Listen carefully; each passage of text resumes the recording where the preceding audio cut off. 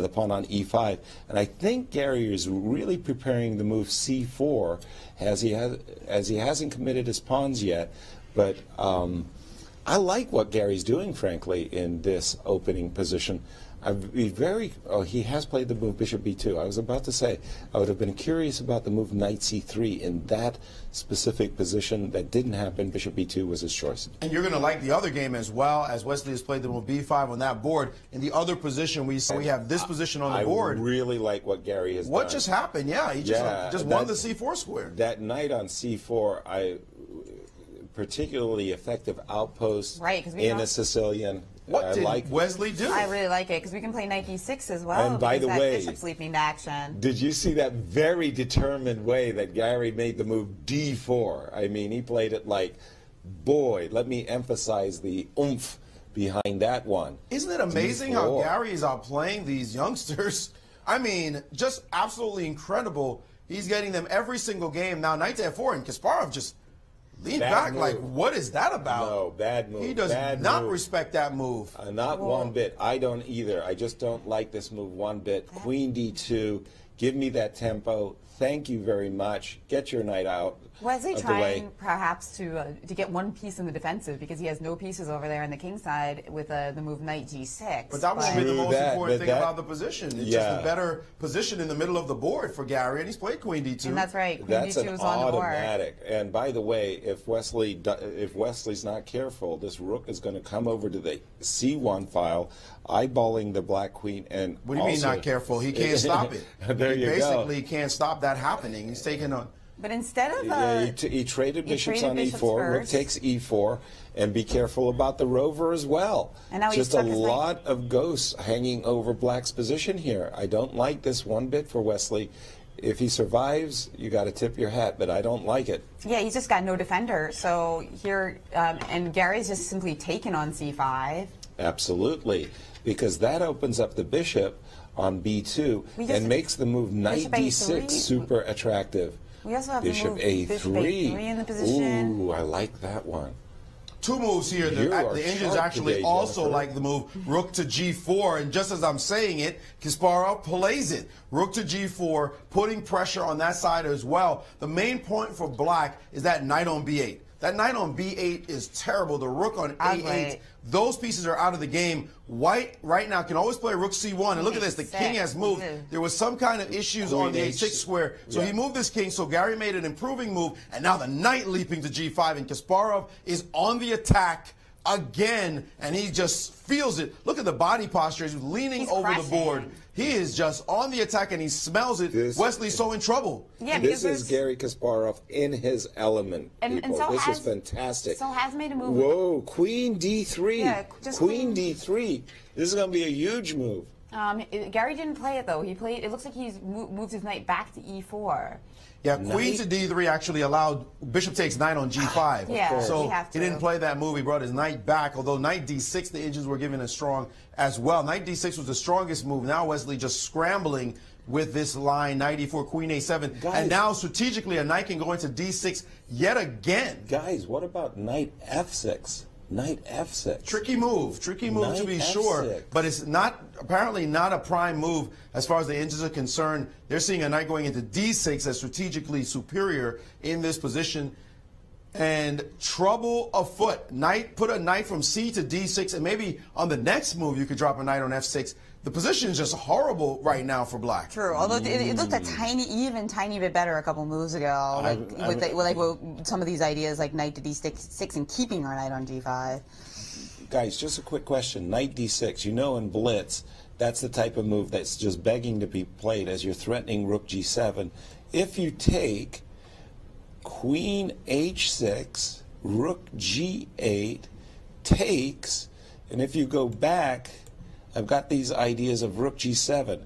This is the type of tactics that Gary Kasparov is calculating right now, but guess what? He's using a lot of time. Burning a lot of clock, and it doesn't work. Even there, knight f6 was strong.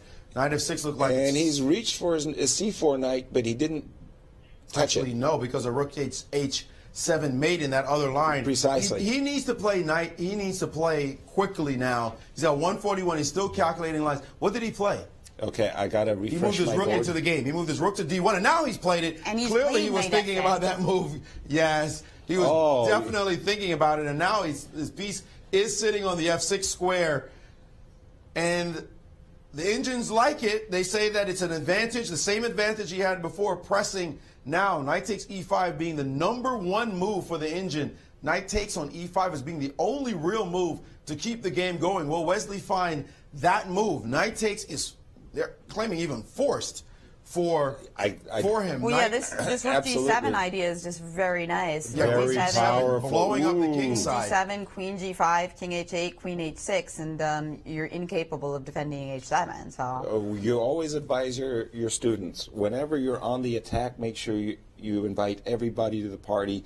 Gary first brought his rook to D1, very instructional, and Wesley has found his only defense to stay in the game. Knight E5, we're expecting bishop takes E4. Well, first knight takes on E5 was the best sequence, and he found all amazing sequence just happened, by the way, and now knight takes. Was that all accurate? Knight, it's all been played, and F6 is on the board. Now the question is this knight on E7 far what? Whoa, this queen F4 in the position, guys. Queen F4. Oh my goodness. Actually, even stronger is what Gary just played. Knight to D6, dominating the board. What a beautiful Ooh, gorgeous cavalry charge. Gorgeous play, crushing position. The By knight's the way, an A4, just an anemic move being thrown out there. There's got to be some combination swirling right now. Absolutely. Well, don't allow Gary knight was F7 and mate. Remember when Gary was with us, he said that having the knights on D6 and E6 were worth 2 rooks. Gary's down to 110, though, and B4 in that position, B4 creating a passed pawn at any point will be strong. Just create a passed pawn yourself. What is he supposed to do about B4, B5, start marching down the board? He's made love by driving the knight back from G4 to H6. He made it with a gain of tempo, but has he wandered? He found it. B4 on the board. And we can also play bishop D4 and stick our bishop on C5. I love that idea. This is crushing. And Wesley had to stop, Jennifer, what you were just about to suggest. Bishop to D4, bishop C5 would have been positional overkill. That didn't happen. Because Wesley played queen B6, so now bishop D4, queen takes D6. Exactly. So trying to get a sliver of counterplay. But very quickly, this move, rook C4, I don't know if that was accurate. I would have preferred the move B4, B5. Yeah, but the engine's saying this is crushing. This really? This is looking bad for Wesley. Because rook H4 and a sacrifice on H6 is coming fast. He needs to move his knight off of that square quickly because he's about to get mated, and he did not. He moved his queen back to D8. Queen back to D8. And now knight C8. How did he find that move so quick? That is the best move on the board, according to the engines. Gary just playing incredible chess on every move now. Knight F5 has been played. Push the pawn, B5. Come on, Gary. Now queen to C2. He's just owning the board now with his C2? knight. What is that? I love that queen defending the D6 knight. He's just controlling the board. D6, he's played queen D3. I'm not sure I like these. Let me tell you. Queen D3. I like queen D3. He's ready to play rook H4 now again. Gary has been playing number 1 or 2 moves by the engine every single move. He is totally in control of this game right now. But the problem is he only has 37 seconds left on his clock. Finally, B5. Will he be able? I've been bishop C3, bishop B4. And he snaggled a pawn with queen A3. Has he allowed? No, rook B5 doesn't work. F8 is hanging.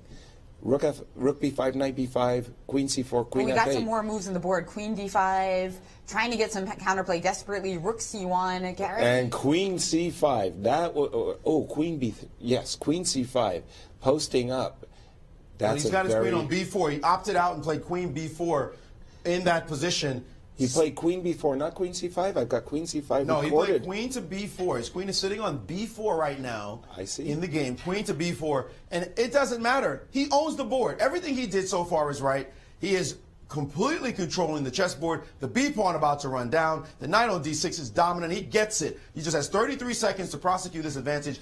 He has been playing dominating chess. It looked like he could mate on the other side, but he decided to own the other side of the board. And the way he's done it, he just played very practically. And now his B pawn is just a monster. and it's over. It's just a crushing position. Taking on a2 doesn't change anything. That's the thing. That doesn't even get him much counterplay. It's just played bishop c3. You notice how all of the pieces are pretty much defended except for that rook on c1. Exactly. And just pushing forward with b6, getting the other rook behind the pawn. Not sure. What just happened? Gary just blundered. Oh, no. Gary played the move b7 and hung his knight. No, Overconfident. Unbelievable.